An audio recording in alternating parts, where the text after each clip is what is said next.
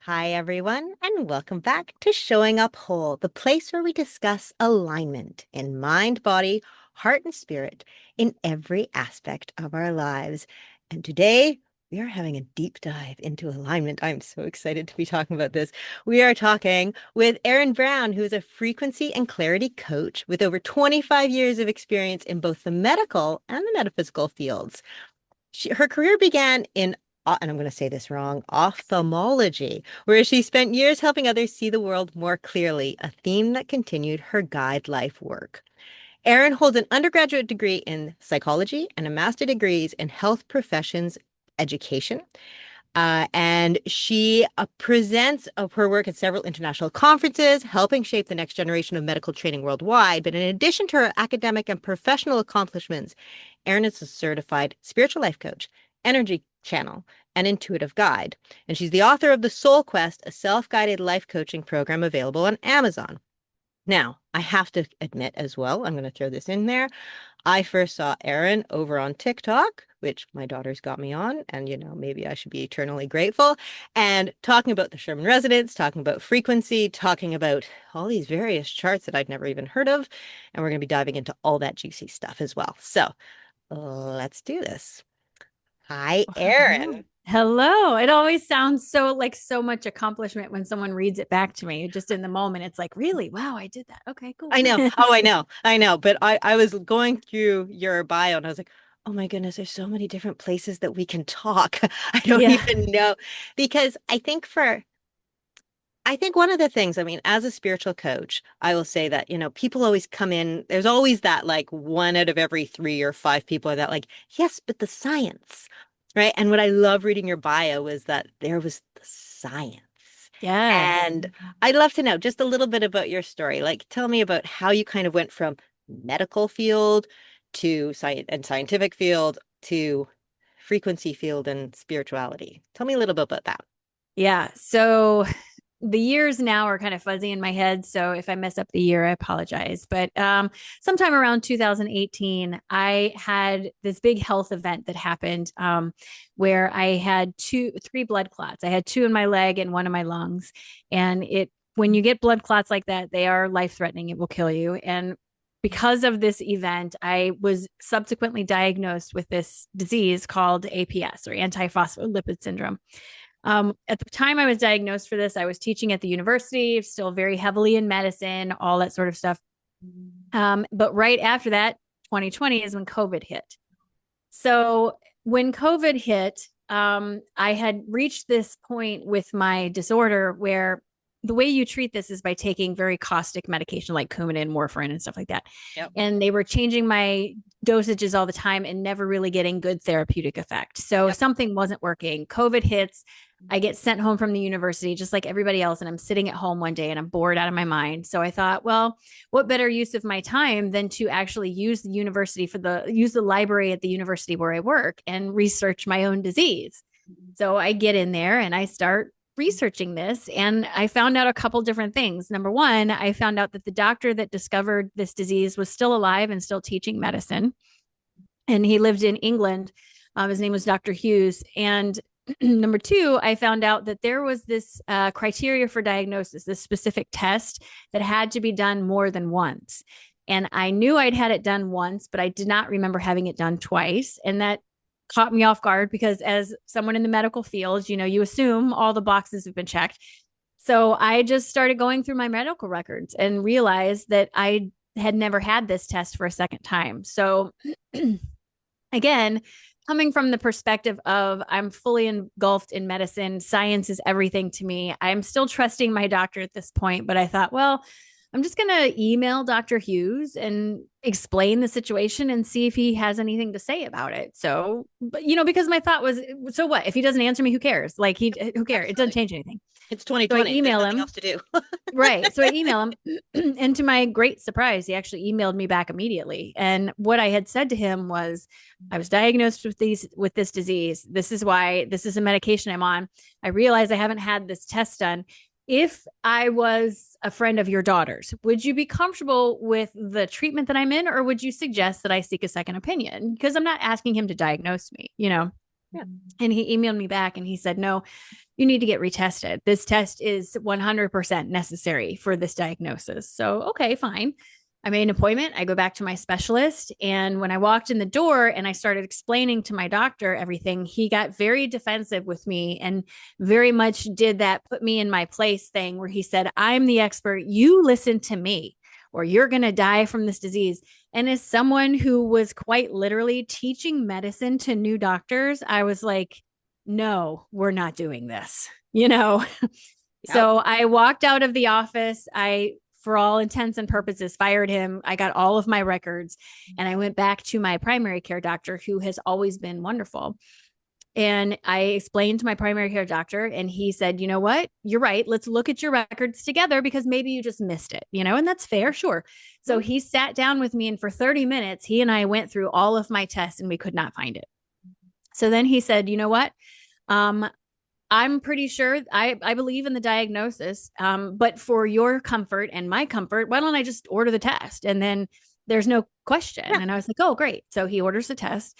The very next morning, it wasn't even, I think it was 6 a.m. I got a phone call from him on his cell phone. And he said, I need you to immediately discontinue your medication. And I need you to come meet me at the office right now. And I said, why? And he said, because you don't have this disorder. And we've been treating you for 2 years with a medication that we don't know how it's going to affect your organs at this moment when you take something like that you don't need, especially at super high doses like you were taking. So I need you to come here now so that we can start working on this. Oh my God. And in that moment, what happened was everything that I believed as true collapsed around me, because I had completely wrapped my identity up in the idea that I am this disease, not just that I have this disease, but I am this disease. And the belief that science was infallible had also been my big identity. And then all of a sudden, all of that was gone at once. And for me, it was a complete disillusion, because immediately my mind went to, well, if that was wrong, what else was wrong? And I started going back through all of my training, all of the stuff I've learned, all the stuff I've been teaching. And it just was like this overwhelming flood of questioning just running into my brain.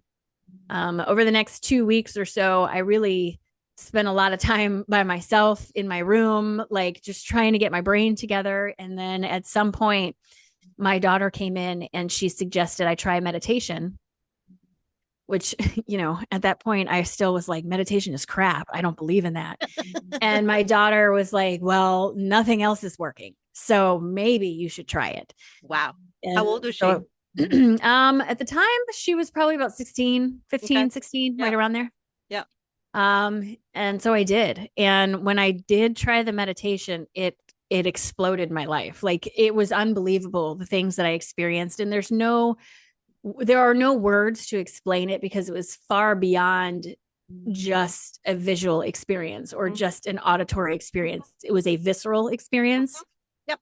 I saw things, felt things, heard things, smelled things. Like, yep. I felt like I was seeing images outside of me that I could literally reach out and touch. Yep. Like, it was unbelievable. And then from there, it's just kind of taken off. I mean, it's a very long story. Try to smush it down into some little stuff, but no. And you know, it's so funny, because when we first talked about having you on here, I didn't know this background of this story, but I find this is such an important thing to talk about, because, as you know, on the years over the years on this podcast, we've talked about people who've had to leave the church or leave their traditions or leave their cultures, and in order to listen and tap into their truest wisdom and really step into the life they came to live.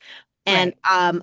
But we've rarely talked about how often these things happen in the medical field and in a medical experience. And yet in my own life and in my husband's life, we've seen times where something will happen medically and all of a sudden it's like, oh, actually, this is because it's here, almost as a gift to go right. deeper and to discover right. different versions of yourself. So, well, and something that I have found is the more deeply rooted you are in something, the more abrupt the information needs to be. So for me, I was incredibly rooted in science. There was nothing you could tell me up until that point that I would have just believed you. I did not work that way Yep. because I was trained. I have to see the study, I have to see the results, I have to see all of this stuff. And then maybe I'll trust it and maybe I'll see if it works. And if there is no evidence to it, then it doesn't exist. Right. Like I was so hard anchored in that. And I think I mean, for myself, but I think for a lot of people, once you go through that experience of letting go of some of your attachments and you actually can look back at your life, there's so many opportunities that you had that would have been easier to go through if you had done it at that time. And the perfect example is when I was in my undergraduate studies, my undergraduate degrees in psychology. I had to write a final paper on like a fringe religion. Okay. This was almost 30 years ago, right? So I wrote my paper on a woman named Doreen Virtue. Have you ever Oh, heard of yeah. her? Oh, yes. Okay. Definitely. So Oh, for yeah. those of you who don't know who she is, at the time, Doreen Virtue was the one. She was Yes. an angel card reader. She was all these things. She was part of Hay House, big deal. She has since gone back to religion, but Yes, she has. at the time, she was very into this. So I, in my very grounded psychological brain, wrote a whole term paper about her and literally shredded her based on psychology She'd appreciate principles. that now, probably. Well, so I did that, right? And I get an Yep. A on the paper. Didn't think about that paper again for 25 years. Did not even think about that paper. And then after all of this happened, I'm opening a brick and mortar wellness center with my friend. And I had a mentor who said, because we wanted to have a library because the books are expensive. So Yeah. he goes, I have this bag of books I want to donate to your center for you to give to people. And I was like, oh, great. And I take the bag from him and I open it. And it was like 6 Doreen Virtue books. So now I'm standing there and it was like everything came rushing back in that moment. And I'm like, oh my God, I see it. Like it was a full circle moment. You had Yep. this opportunity before Yep. and you walked right past it. And I think that happens over and over and over until at some point we don't have the luxury of waiting anymore. It becomes like you need to do this now. And so it sometimes it comes through and it's very disruptive. But if it's not, we're not going to let go, you know? Absolutely. But I also think that in those moments that we could have chosen, even the fact that we don't choose in those moments, in some ways they provide a little bit more momentum when they actually do show up. Like the fact if you had just received the bag and it had been other authors, you wouldn't have had the total assimilation of your experience over the time. It feels like that full circle actually made you go, and this is what we're really doing. This is where Right. like so Right. so in some ways there's these little pockets. It also becomes a moment of gold of kind of the universe being like, ha ha. I Right. call them Right. flying pants to the head kind of moments from the universe where you just go, really? You had to make it that clear. Right. Exactly. Yeah, they're a Yes. little Yes. dramatic. So, okay, so of course with a background of science, then you ended up in metaphysics and into Yes. spirituality and meditation, which I mean, there's enough science around that's kind of a fringe outline that's getting deeper. How did you discover all like the Schumann resonance and the earth frequency and all of this? Logic. It's all logic. I'm very grounded in logic and science. Okay. Everything in metaphysics is science that our physical science is too slow to catch up with yet. Yep. Everything is frequency. And when you understand that, it opens doors to understanding how everything around you works. We are electromagnetic beings. The action of our cells creates an energetic field or your aura or your biofield, whatever you want to call it. Your heart is electromagnetic in nature. Your brain is electromagnetic in nature, right? So, how is it not logical to assume that a large electromagnetic event that is big enough to impact the planet would not impact you as a small little electromagnetic piece of this, right? So that's where it started. Okay. And because once I went through this awakening experience, I'm trying to logic myself into understanding what in the world was happening. Because I, again, am not someone who's just going to accept stuff on face value. I need to understand it. And I was actually having lunch with a friend of mine who is a meteorologist. And I was telling him about this experience. And I was like, and now I have these weird feelings in my body. And sometimes I'm this and sometimes I'm that. And he kind of just got this look on his face. And he goes, have you ever heard of the Schumann? And I'm like, no, what's that? And he goes, well, we use it in meteorology all the time. It shows us stuff about weather patterns. It shows us all this stuff. He goes, but there's this kind of school of thought that because it's electromagnetic in nature and you're electromagnetic in nature, that they interact, right? He goes, there's not a lot of research on it, but maybe it's something worth looking into. And I was like, oh, okay. And I kind of thought about it, didn't really, whatever. But over the next few days, I started looking into it. And the more I looked into it, I'm like, yes, this makes sense. So then what I did was I got a notebook, and every day for 365 days, without missing a single day, I recorded how I felt with what I saw on the graph. And then I took all of that data and I fed it into an AI statistical analyzer, right? And I asked, is there correlation in this? Because correlation and causation are not the same. So I was just looking for correlation. Is there something here saying there's a connection? And it sure enough spit out a bell curve for me and said, yes, there is correlation. So then I started looking at, well, what is it that correlates to what? And for someone in science, when you're doing a study, once you do the study, the next step is peer review. Where am I going to put this? It's a study of one person. No one's going to do anything with this. So I started to think, well, who are my peers? My peers is my community. Well, how do I reach my community? TikTok was the easiest way for me to reach the community. So I just one day said, you know what? I'm just going to ask people. I'm just going to put it out there and see what happens. And that's where it started. Wow. So when about was that? I want to say it was probably about 2 years ago, maybe a little longer. Okay. So then you just started, did you start talking about the Schumann resonance right then, or did Right. you just Well, I ask? had a couple videos before on TikTok. Well, Okay. so I got on TikTok because I had a brick and mortar wellness center, Mhm. and someone pointed out to my partner and I, they're like, you could use TikTok for free advertising, just make videos. So then I got on TikTok and started making videos about the store. Yep. And then from there, I was like, well, I should talk about the chakras because that's, and then it just kind of, but once I started learning about the Schumann, I got such a response from that it became kind of the central focus. Um, talking about the Schumann and energy is like one ingredient of what I work with, but it tends to be what gets most people's attention because it is such a common thing. Almost everybody experiences, almost everybody has some sort of connection to it. And it gives a good sense of community and commonality when we can talk about stuff like that together, I think. Yeah. Well, and I mean, I think over the last 5, 6 years, the concept of the Sherman residence, everyone's been kind of, it's been on everyone's radar. It I has. I think it's been a little bit, I think Well, there's from, been a couple different reasons I want to tell you. So, yeah. number one, there was a study done very recently, within the last year and a half, it was published, Okay. that literally showed a connection between the big white energy on the Schumann graph and the theta brainwave state. They were able to map this with EEGs and stuff like that. So they are literally showing the connection now. So that gets dropped into the atmosphere. People like me and Stefan Burns and other people who do this pick up on this and start talking about it, and it starts to spread. Stefan Burns has been talking about this forever. And while I don't typically listen to his channel, it's not because I don't agree with him. It's because I don't want to cloud my own Yeah, I know stuff, exactly. Yeah. He's incredibly talented and very, very smart about the way he explains things. And he's a great resource. So he's been doing this for a couple years. And I have to say, when I do listen to him, I agree with probably 95% of what he says. I just tend to go a little bit more out on a limb than he does with certain things. I think he's a little more reserved with that because of his role, but Yeah.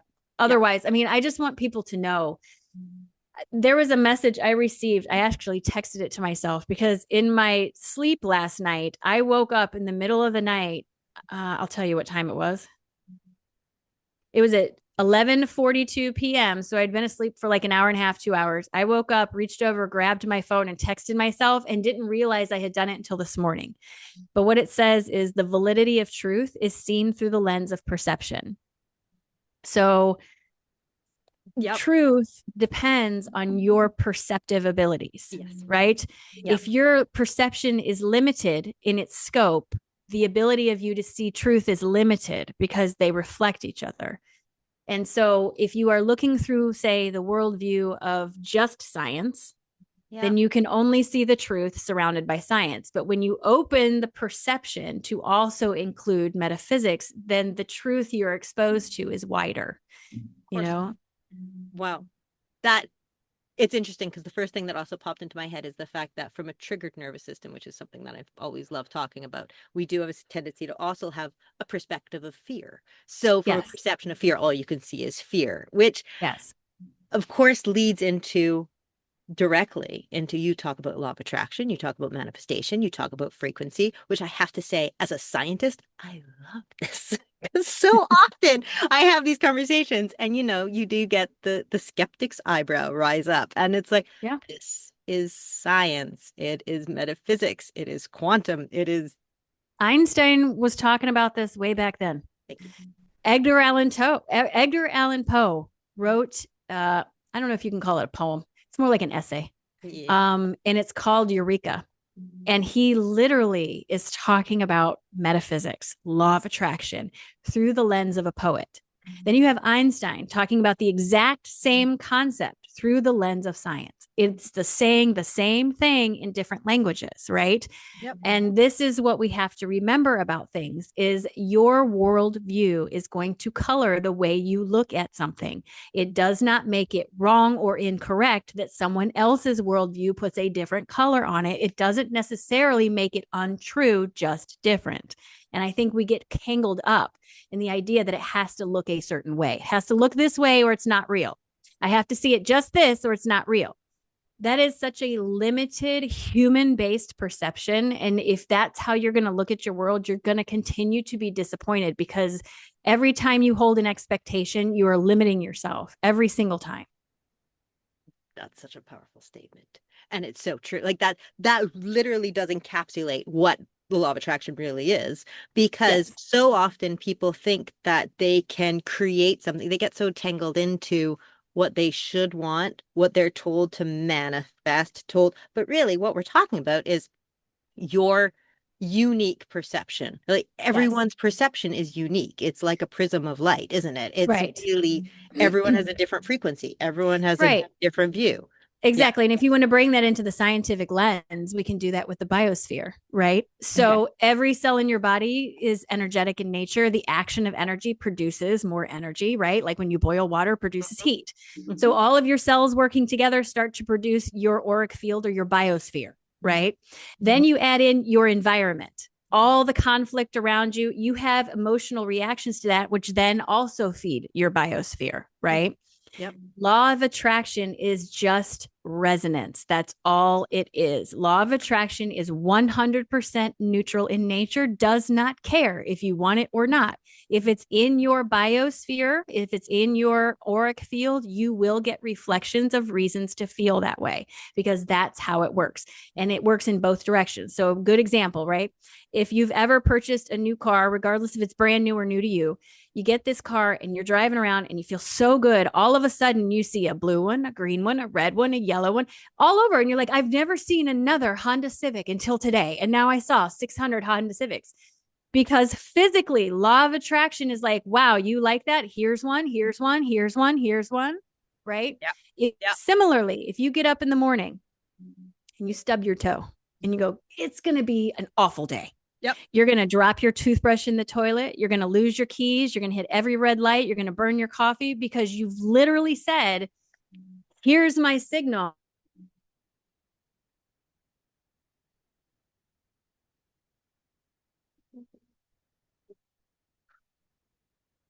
of feeling so out of control or at a loss of power.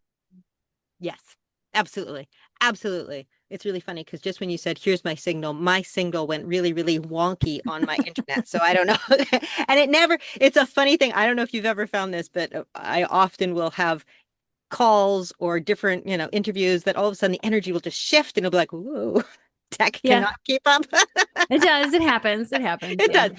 But no, it's such an important way of seeing this because I think there's been so much scrambled energy of what law of attraction actually is. Even the term law of attraction, I feel like we've actually reused it over and over again, that it actually becomes some blurred one word, when Right. really it is, I think, leaning into it, the fact that it is resonance and your biosphere. This is really important ways of shifting.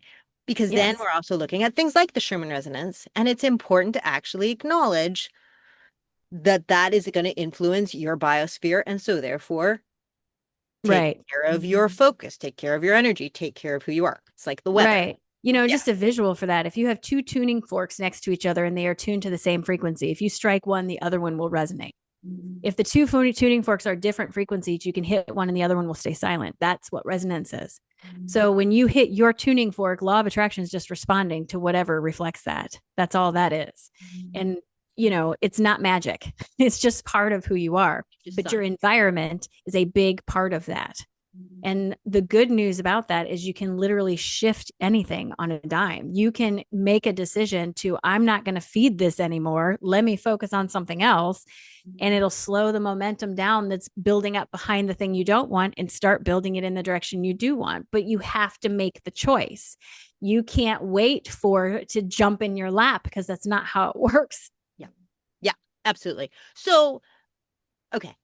I can feel everyone listening to this go, yeah, but what about toxic positivity? And even though this isn't like this is always where this conversation goes, right? It's like, but I can't deny what is. That's true. That's very true. Yes. But here's the way I'd like to explain it.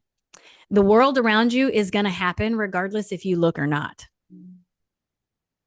Yep. So stop looking, because what you need to know, you will find out. Somebody will tell you. It'll come across your page. It'll end up in your front yard. Somebody will tell you. My personal belief is that the human psyche was not designed to carry the weight of the world on its shoulders. Yes. The internet is what has enabled that to happen. When you are living in your small town, Illinois, there's quite literally zero that you can do about anything happening in the Middle East, happening in Japan, anywhere over there. You can do nothing, yet it will foster a sense of loss of control in the space where you are. Then you have the ripples of loss of control in your actual environment. That's why that happens. And yes, it is 100% true that life sucks sometimes and there's a lot of stuff going on. And I am not someone to say that you should bury your head in the sand and pretend it's not there. But you don't have to make your problems the centerpiece of your dinner table. They're still going to be there. But you don't have to continue to talk about it and talk about it and talk about it. That's all you're doing is fostering that feeling. But you also have to remember that pushing against something you don't want is the same as asking for it, right? So instead of saying, I'm going to go to a protest against this thing I don't want, where you are literally feeding the energy of the thing you don't want, be the alternative. If you don't like the idea that people don't have food, volunteer at a food bank, donate some food, donate some money, be the change you want to see, because law of attraction works on resonance. So if you want that in your life, you have to put it out there first. It starts with you. No one is going to do it for you. No one's going to ring your bell. You have to ring your bell, but then you get to decide what the tune sounds like. It's amazing. I love this so much. You are so eloquent in speaking this. I appreciate how you're phrasing this so much. And it's so interesting how when you were talking about when you were sick, how you became your disease. Yes. And I think that's so often what we do as it is. It's interesting because something that I've been playing around with a little bit is the idea that one of the things that really hold us back from being true to ourselves is drama. We have an addiction to friction, that we love to get all wrapped up in the stories of things. And we even amplify the bad things that happen almost as a way of belonging to other people. Sure. Like there's a community in that. Yeah. So, but when you actually do create about resonance, it's important to remember you will resonate with other people who think similar to you. You actually will bring community in and amplify that out into the world. So in a lot of ways, you are helping the world more when you actually stop looking at what's wrong. Yes. I have a question. I'm curious about things like the planet's resonance or the cosmic resonance. Sometimes it feels like there's an energy that kind of comes in. Maybe we hit one of those spikes or timelines that you talk about. And oh my goodness, I'd love to dive into so much to learn. But it feels like sometimes you'll be focused on where you want to go, what you want to resonate with. And then all of a sudden, something comes in that almost amplifies that energy. So is that a thing? Like it does feel like sometimes when the earth spikes, suddenly it's like, better make sure you're careful what you resonate with, because that is actually being amplified. Does the earth frequency amplify our frequency? I think that it's not necessarily the earth's frequency that is amplifying us. Okay. I think that the incoming energy amplifies both us and the earth. Oh, okay. So I don't think it's the earth doing it. I think it's the incoming energy. And the way it was explained to me by my guides is if source is everything, energy, everything, right? Then the delivery method is inconsequential. But sometimes the easiest delivery method is like a blanket approach, like a solar storm or a lightning storm or an earthquake. This is all still energy, and it's still new energy being offered to the planet. Things like earthquakes are released from the planet. She's letting go of root energy coming forward. New energy coming in from the sun is offered to us by source. Here's some refreshing energy, refreshing energy. Mother Earth is an entity in and of herself. She is a living, breathing being with her own goals, her own timelines. We are just the fleas that live on her back. And if she is going to go through change, it's impossible that we are also not affected. So while I don't think that the energy is necessarily targeted at just Earth or just us, I think it's the confluence of everything working together, that we are meant to help anchor in some of this energy to Mother Earth by channeling it through us into her. She helps us to stay anchored when we put our feet on the ground. She feeds us, she nourishes. I mean, everything is meant to work together. So I hope that answers your question. I think that these big pushes of energy are opportunities to move towards a different frequency, but never are you going to be forced to go in that direction. But if you're very close to something, then the feeling of intensity that comes with the energy tends to get stronger, right? It's like, it's coming up, it's coming up, it's coming up. Come Yep. on, come on, come on, Yep. Yeah. I I really appreciate that new shift because, we talk, well, right now, currently, as we record this, you know, a little late for whoever's listening, but still, as we record this, there is like a geostorm happening. There was a solar flare happening, and everybody, but it's so interesting because when you actually read about this, because now all of a sudden news is actually talking about these things or it's popping up on social media, there Mm-hmm. is a fear slant to it. It's like, oh, it's going to Right. interact with, oh, we might have power That's blackout. because fear sells. That's why. It does. And it's so interesting how, I mean, I guess it's a hard sell, I suppose, to be for general readers to be like, well, it's actually positive energy that's influencing your biosphere.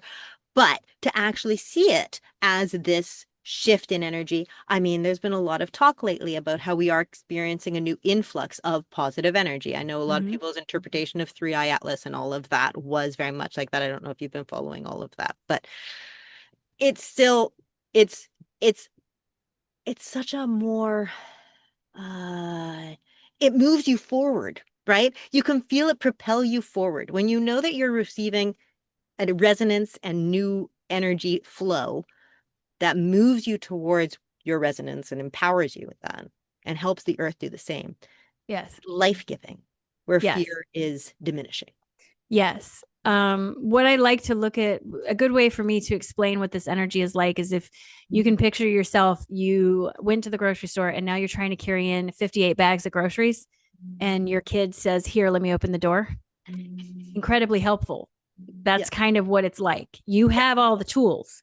This is just helping ease the integration of the energy, just helping to bring that forward. It integrates into your body, into your cells, into your chakras, and it kind of like boosts the energy. Or when we get release energy, it's opening the door so that you can let out the stinky air that's been in your room for all day. It's just an opportunity. It's never going to force anything to happen. As far as fear goes, fear sells. It does. That's what It does. people want and I think that it's a mechanism of us as humanity having trained our brains in such a way to constantly be in fear or fight or flight response, Yep. so that when it is quiet, we start looking for problems. Yep. And this is very, very common on the macro and the micro scale. As soon as things are quiet in our environment, somebody brings up some scandal, some gossip, something. No one can seem to leave it alone and just be quiet. Yep. And I think that echoes in us as human beings, that over the course of the last, say, 300-400 years, the way technology in our economy and our culture has advanced, it's like constant go, go, go, go, go, go, go, Mm-hmm. that when you try to stop, your mind is going to invent the worst possible scenarios because that's how you've been trained. Yep. That's part of untraining yourself, right? Absolutely. Um, I am not someone who, if I share a image, a dream, a download that I've gotten that has, I hate to use the word negative, but kind of negative connotations to it, I am incredibly reluctant to share it because I understand how law of attraction works. Mm-hmm. So I don't want to put it out there so everybody can focus on it and then bring it forward. However, rarely I will get certain things that I get a very pronounced, you need to share this, and then I will share it. Got it. I think people expect me when they have readings with me and stuff for me to just give them all the answers, but that's not how my energy works. And anyone who tells you that they can give you all of the answers is not working in your best interest because that is incredibly disempowering. Yes. So just keep that in mind. I feel like that took like a left turn on the conversation. Hopefully No, I answered the question, don't worry. but No, yeah, totally. And I mean, I think on these kind of conversations, everything that has to be said gets said, right? I'm curious though, is when we actually say we do end up amplifying or well, not amplifying, but resonating with fear or negativity, or I mean, there is a lot of collective fear and collective oh yeah. negativity that's out there. Like, I mean, the last 5 years has been a little wild. So, does that affect the Earth's resonance? Like, do you see a So correlation on the opposite side of the Earth being picking up on what's happening in the world? I have not. Oh, interesting. Um, I think it's more that the dissonance in humanity is a reflection of the dissonance in the earth. Oh, I think it's the other way around. So you have to think of it this way. I believe that the earth, Gaia herself, is in a state of evolution. This is something that's been talked about for 60 years with Edgar Casey and Bashar and Esther Hicks and Jane Roberts. They've all said this. So when you look at it like Earth is evolving, we are her inhabitants, right? So she has to go first. And the turmoil that we are seeing in the earthquakes and the volcanoes and the storms are the release and the bringing forward of what we might feel as emotion, but for her is some sort of geological restructuring. And because we are vibrationally attuned to her, it is in turn causing upheaval in all the old structures that we are part of because her old physical structure is changing. Our old structures must mirror that change to stay in resonance with where she is going. Do you see what I'm saying? yeah, definitely. So I don't think it's us affecting her. I think she's affecting us. Wow, that's a little mind-blowing. Sorry. That's okay. That's I'm telling that around now because really, I think so often, we work with the earth in any energetic work. There's so many people we talk about like connecting to the earth. We talk about Gaia. We talk about make sure you go barefoot on the ground. We talk about, Yeah. you know, um, we even do meditations about like receiving energy from the earth. However, I think so often we forget that she's the main character because Well, that's even if you just basically look at it scientifically, gravitationally, she's enormous compared to us. okay. So Got she's going to have much more gravitational pull when it comes to energy than us, right? So it has to start with her. And then it echoes out into us like a ripple. that is a phenomenal image. She So was also here first. she was indeed, yeah. So, So, so really, from an ordered scale, I guess. Energy flows from the universe or source. The earth resonates with that. It resonates through us, but then also the earth vibration then also flows through us. Where attention goes, energy flows. So where we're putting our focus, that's what we resonate with. And so therefore, then that gets amplified more out into the world, but it still is this kind of interesting cycle of evolution as the earth is receiving and shifting and changing and we're yes. responding. It's just the macro feeding the micro and it's a circle, right? Yep. So if you want to look at it that way, you want to start with the universe. The universe sends energy to our sun. The sun sends energy to our planet. The planet sends energy to our bodies. Our body sends energy to our cells. Our cells send energy to our biosphere. Our biosphere interacts with our reality and creates the environment in which we find ourselves. We interact with the environment. It affects our biosphere. Our biosphere affects our cells. Our cells affects our body. Do you see what I'm saying? This is a Yes. circle that works together. It's Can not we create a or, it's graph? and. I love this. It's amazing. Yeah, but Yeah. that's my understanding of how it works. Is everything is connected. It's so important for people to understand. You don't get to cherry pick. You don't get to cherry pick. It either is or is not all connected. It is not everything except. And that's one of the biggest flaws with religion is Yes. they want to cherry pick the teachings, and that's so wrong Yep. because it suits a human agenda, right? Yep. So when you're looking at energy, you have to step outside of your human brain and recognize, number one, your brain does not have the capacity to process as much information as out there. We are very puny little limited brains, right? I mean, even on the scale of the light scale, we can see this much of a scale that's this big, right? This much. Yeah. So what else Yeah. are we missing? You know what I Yeah. mean? But it's either all connected or not all connected. You can't say everything is a sign except this. Everything is connected except that. That's not how it works. Absolutely. Absolutely. So by For seeing the better or worse, you for better, know? for worse. Absolutely. So when we look at things like Schumann resonance, when everybody tunes into your channel, because everyone needs to tune into her channel, and we're going to get to that in 1 second. When everybody does, and we see things of what's being reported, what's the best way to actually take that information? Because a lot of people can look at those things and go, "Oh my God!" There's Like I'll something even tell wrong my with kids, me. "Oh," or also, "Oh no, we're having those kind of things. It's gonna be such a Yeah. hard day to work through. Like, oh my Yeah. God, I'm dealing All with so right. much energy." That's a great question. So, the way I would love people to look at the Schumann report is like the weather report. Mhm. I am telling you that there is a 50% chance of rain. You can pack an umbrella or not, but it's there, right? It's just helping you get a barometer of what your day might look like. The things you have to take into consideration is the nature of my job is that I am in and out of a meditative state quite literally 12 hours a day. So I am going to be more attuned to the incoming energies and pick up on it much quicker than someone who spends their day in a job that's very physically based because you're far away from the theta brainwave state when you're doing that. Mhm.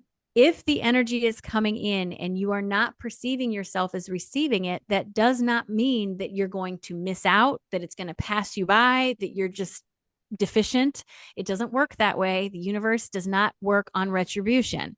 Instead, what happens is you sort of get this pocket of energy around your biosphere, and it will wait very patiently for you to get closer to theta brainwave state, and it will start to soak in very slowly. The problem becomes when a lot of people get tied up in their life and they don't meditate for 3, 4, 5 days. They don't focus. And then they start getting this restless. Oh, I don't feel good. I've got anxiety. I've got this. Because quite literally, you are feeling the dissonance between where you are and what's ready for you, like a shoe that's too small. If you, and most people, most of my clients, they think they need to do more when that happens. And that is quite the opposite. You need to center yourself and let your energy calm down enough to let this new energy soak in. Some people feel it different than other people. And again, it's not about right or wrong. Some people speak French, some people speak English. You're both speaking, doesn't matter, Mhm. right? Yep. When you get in your head and you tell yourself, oh, something's wrong with me because I'm not experiencing this way, you have just in that moment created a problem for yourself. Now you're not experiencing it because there's something wrong with you. Before you weren't, now you are. Yep. Yep. Everything you think, everything you say, if you would not say it to a 4-year-old version of yourself, keep it to yourself. Don't say it. Why do you need to say that? Be Oh, mindful of how you speak to yourself. Words are spelling oh, spells. thank you. I know I love that. So please be careful, you know? Yes, absolutely. Absolutely. So then when you see these big bursts of energy, be more and do Be less. more receptive to the idea that you might have a lot more ideas than usual, right? And ideas are very living, they're living, breathing things. If you have an idea, write it down. Doesn't mean you have to follow through with it today, just write it down. If you get a wild hair to follow up on something that really interests you, like if you watch a video and randomly you're like, oh my God, I'm so interested in orange Kool-Aid all of a sudden, don't talk yourself out of it because it feels weird. See where it takes you. Maybe it just takes you to one more video, or maybe it takes you down a whole road that leads to 1,000 different things. Again, the expectation will hold you back. If you tell yourself there's nothing to be learned from orange Kool-Aid, you will learn zero from orange Kool-Aid. If you get an interest in orange Kool-Aid and you're like, wow, I wonder what this is going to show me, then it's going to teach you something. Brilliant. It's all about what you tell yourself. Everyone has got to recognize that you are the most powerful thing in your life. You are. Nothing outside of you, nothing that can be handed to you, no tools, no tricks, no tips, nothing. You right there, you are the most powerful thing in your life. And until you recognize that, you are going to continue to feel out of control. But when you recognize that I'm the one in control, and while yes, change takes time, it will happen. It can happen Yep. one step at a time. Amazing. Okay. So now we want this video slash audio file to really tell people that they need to go down the rabbit hole of your world and start flipping through your channels. Because honestly, like I'm hoping that this conversation can really stir the the the inspiration and fundamental knowledge for people to understand their own power, as well as Yes. understand how frequency and energy work. Knowledge is power. Knowledge Knowledge is is power. power. And we give that power away far too often in our lovely Yes. scrolls. So why not make scrolling productive Productive, right? and Exactly. learn about the Schumann resonance and learn about all the things you Exactly. offer? Um, so where can people find you and what can you offer? Because honestly, already you mentioned one offer to me and I'm like, okay, sign me up. I'm gonna go check that out a bit. So I have a lot of different offerings. It depends on what you're looking for. So I'll just give you a quick rundown. On my website, which is consciouslyerin.com, there are two paths or three paths that you can take. Number one, I do offer private sessions. They come in 50, 30, and 20-minute increments, depending on what you're looking for. A private session with me is very much like this. It is inspired conversation. So when you come to that space, I want you to bring as many questions as you can, but not questions like, does Johnny love me? Questions like, why do I care if Johnny loves me? Because I want to work on your empowerment and not on someone else having control over you. So if you want to talk about why you're stuck in old habits, why you can't get past certain things, or anything like that, I'm your girl. And as a frequency coach, what I do is it's kind of like when you're learning to ride a bike and a parent's running behind you and holding onto the seat. I'm going to help you get your balance and I'm going to let go and you're going to keep going. Right. But I'm not going to always be with you. So my job there is to empower you. So that's the first thing. Then I have, if you click on the button that says classes, it will take you to my school classroom. In this school classroom, there are currently, I think, 9 courses available to you. 2 of them are free. One is called Everyday Energy, and it talks about frequency, vibration, manifestation, law of attraction in practical terms. And then I have a class on the Schumann Resonance where I talk about how I learned what I learned, what it means to me, where you can go to get more information, the science behind it, all the stuff. Those 2 classes are free. I then am currently finishing up a series of classes, and 9 of those 10 classes are available, and it's called The Fundamentals of Frequency. And each of these units, between the 10 units, we cover everything from quantum mechanics to ethics. We talk about the future of spirituality with technology. Could this be a bridge between non-human intelligence and humanity? And all of this is done through as neutral a lens as possible, incorporating different aspects of research. So I'm going to tell you the science and the metaphysical, and you decide what you want to believe. But because I am a professor by trade, my classes are built like university classes. So when you log in, each unit has a PDF download that I want you to read. There's usually at least 2, sometimes 4, depending on the unit. And then there's a video lecture that you watch after you read the material. The lecture is designed to anchor the material into your understanding, right? Mm-hmm. So 9 of those 10 classes are available and you can buy them individually. So if you're only interested in some of them, you can do it that way. The bundle I'm hoping to have done by Thanksgiving, and you can sign up and get all 10 at once if you want. And then the other thing I have is I have a very active Patreon channel. And on my Patreon channel, this is more like a community than a classroom. So here every Wednesday, as a matter of fact, I think the article just got published about an hour ago. Every Wednesday, a new article is published that links current science and metaphysics. So current things we're working on in science and metaphysics. The article that came out today was about a study done about sensing, like with your touch. People were given a box of sand and asked to sense where the shapes were, and they were able to do it. And this is all part of documented science. So every Wednesday, a new article comes out. Any podcasts, because I have a podcast as well, and I interview a lot of different my goal with that is to offer you as many tools as possible. So I interview human design teachers and emotion code and mediums and all this stuff so that you can understand what each of these things has to offer. Amazing. That's on there.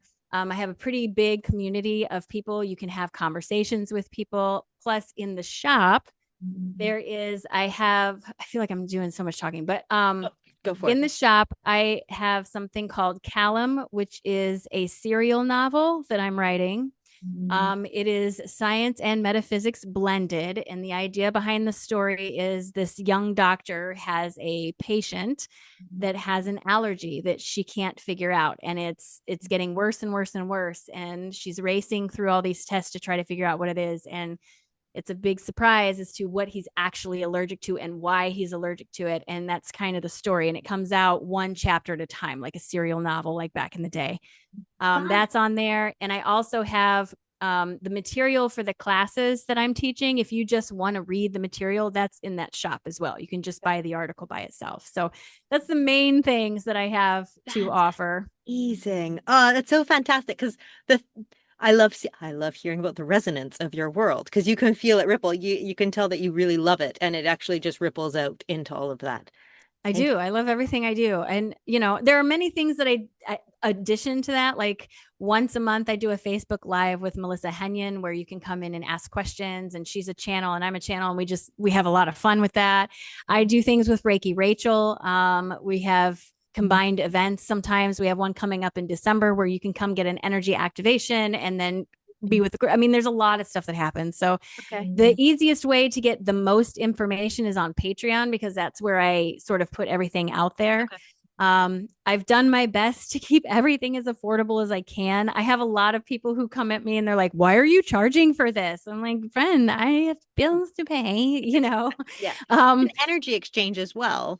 Yeah, right. absolutely. Yeah. But, just if someone's looking for a good value, a membership to my Patreon channel is $5 a month. Oh, And it literally gives you access to more material than you could ever read or listen to or watch in 6 months of time. got it. So that's Yep. where you're going to get the biggest bang for your buck. But all the classes and everything else are also Okay. available. And we're having all those links in the show notes so everyone can find you and track you and follow you and be inspired by you. Thank you so much for this conversation. It has been such an absolute joy and mind-blowing as well. So Well, thank you. thank you for tying in spirituality and science so seamlessly because it is time. Well, one of my favorite sayings in the whole world, and I don't know who said it, but my favorite saying is it's only science fiction till it's not. Yeah. Think about how many things in your daily life that 50 years ago would have been science fiction. Yeah. And 50 years is one lifetime, not even a Not lifetime. even. I'm 48. Yeah. And when Yeah. I was a baby, the stuff that's coming out now, I mean, it's No, unbelievable. no, Unbelievable. absolutely. I know. It really is. We are ever evolving and it is pretty incredible and fast. So might as well have fun with it and put your attention where you want it to grow. Yeah. All And right. remember, technology itself is not inherently good or bad. Technology is technology. Humans are good or bad. Humans have intention. Technology does not. So the way you utilize the technology is going to shape what it gives you. It's just a mirror, folks. Don't freak out. Oh, I love that too. I could talk to you literally numerous days. So we're gonna have to have you back on if that's good with you. Because Yeah, honestly, we can go anytime. down so many directions. Anytime. But Tell people to send you questions that they want to know, and I'll come on and I will answer as many questions as I can okay, anytime. we'll do it. Everybody, feel free to ask me your questions and we will get Erin right back on you to answer them. I love that. Thank you so much. All right, and we'll talk to you soon. Thanks, everyone. Love and light.